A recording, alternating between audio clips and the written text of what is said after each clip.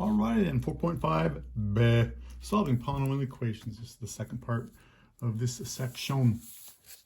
Okay, so if we have a polynomial function and the zeros are -2, 3, and 6, when I say 0, the solutions to this polynomial equation would be -2, +3, and +6.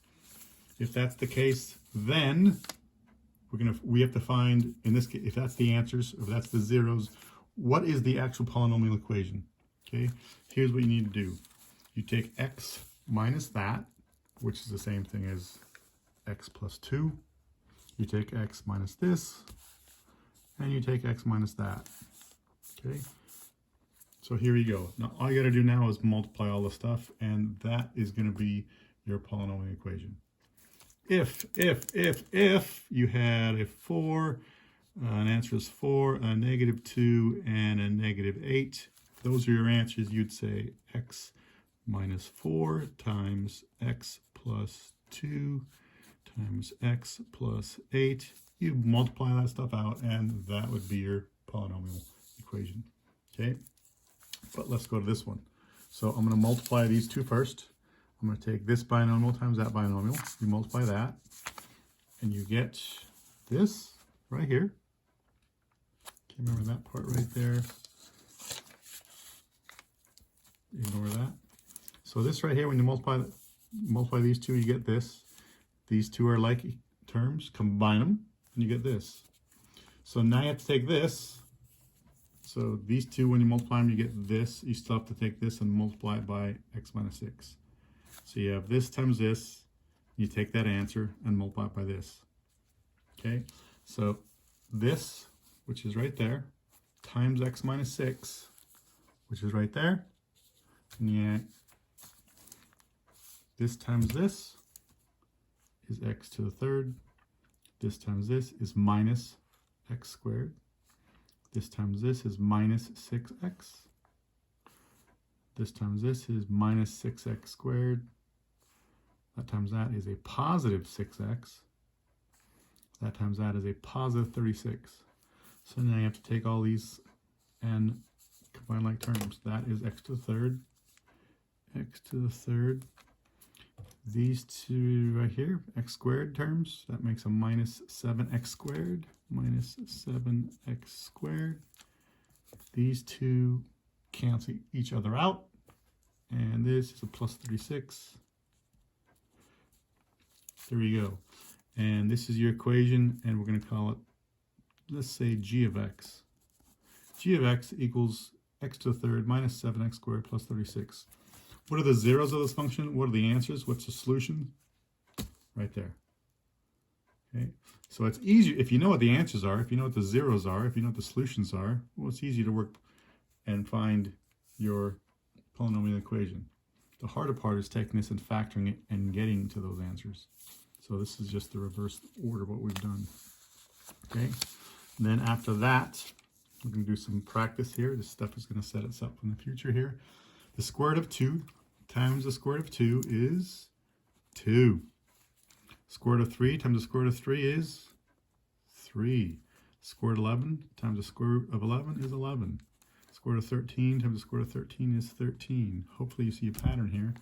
Square root of 14 times square root of 14 is 14.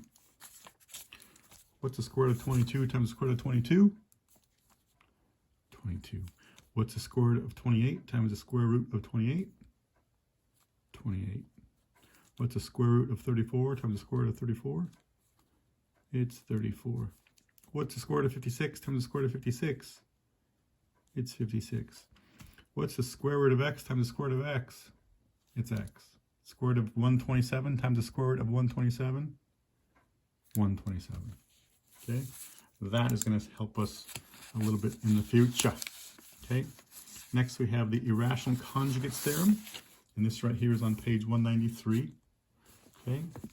Let f be a polynomial function with irrational coefficients, and let a and b rational numbers such that the square root of b is irrational. So if a plus the square root of b is a 0 of the function, then a minus b is also a 0 of that function. It's also an answer. So what the heck does that mean? That needs to go in your notes. right here on page 193. You need to copy that in your notes. You need to copy that in your notes. So what does this mean? So if 2 plus the square root of 7, anytime you see a square root like this, can you simplify square root of 7? No. If it said square root of 4, you'd say, hey, square root of 4 to 2. 2 plus 2 is 4. We'd be done. Okay? But this one, you cannot simplify that. If this is one of the zeros, if this is one of these solutions, then according to the irrational conjugates theorem, it says you're also going to have another one, which would be 2 minus square root of 7.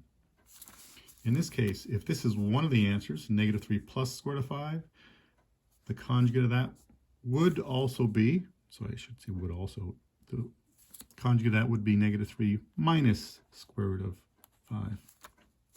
If you have this is one of the answers, then the irrational conjugates theorem states then you will also have negative 6 plus square root of 3.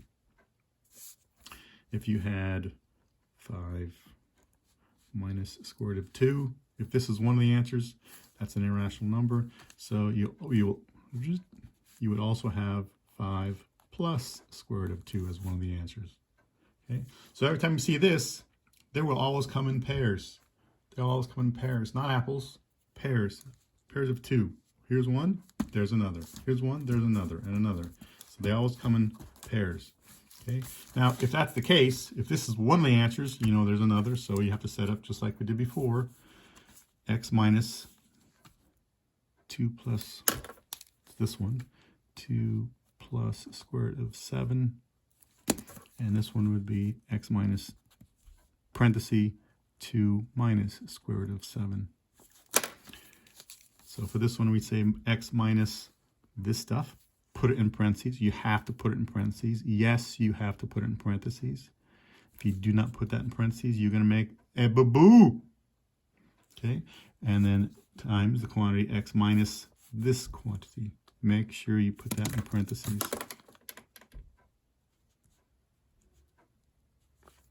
Okay, down here you get the same thing. If this is one answer, if that's one solution, x minus this total quantity times x minus this quantity. Okay, and you have to multiply that out. Okay, now let's do a practice here. Where's the one? Okay, here we go. So, if you have a polynomial function with a leading coefficient of 1, and here you have these zeros right here, what is the actual polynomial function? Well, right away we know that's not going to have a conjugate pair. This will have a conjugate pair.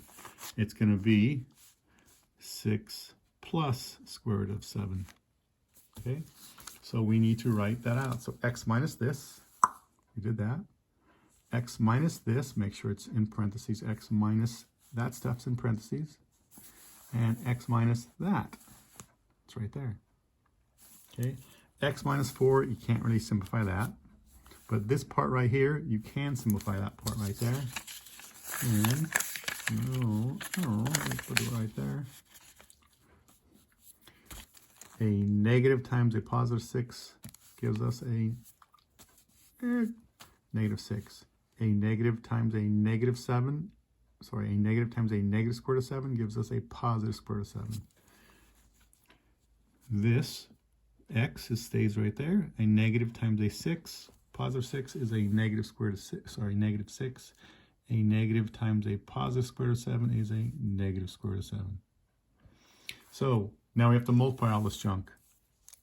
Don't do this first. Multiply these two. When you multiply these two first, you're going to get some stuff that cancel each other out. It makes it a lot easier. So these are the two with the square roots, the irrational, multiply those two first. So we're going to do this. Okay. So we're going to multiply these right here. So this one right here is right there. And this one with the minus square root of 7 is right here. So multiply. This times this is x squared. This times this is minus 6x. This times this is a positive square root of 7 x. X is outside the radical. It's square root of 7 times x. This right here is a negative 6x. That's a positive 36. This would be negative 6 root 7. Negative 6 root 7. Negative 6 times square root of 7. This would be negative 7 times x. Negative square root of 7 times x. X is outside the radical. This would be positive 6. Positive 6 times the square root of 7. And this would be, what's the square root of 7 times the square root of 7? Oh, how do you do that? If only we knew how to do that stuff. Huh. I wonder how you get that stuff. Good thing we went over that earlier. Negative 7. Okay. A negative times a positive is a negative. Now we have to take all these stuff inside the boxes, which is the color blue, combine all like terms. So we're going to get an x squared. That's this. That's an x. This is an x. That's no x. So these here cancel each other out. So that cancels out that. X squared's right there. And so these two right here, let's say these two combined to give a minus 12x. These two cancel each other out, so those are done. These right here give us some plus 29. Plus 29. And then we've used this one and this one. Do we get everything? Yep, use everything. So these two, when you multiply these two, you get this. Now we still have to multiply by that. Okay, so let's go x squared minus 12x plus 29 times x minus 4. X minus 4.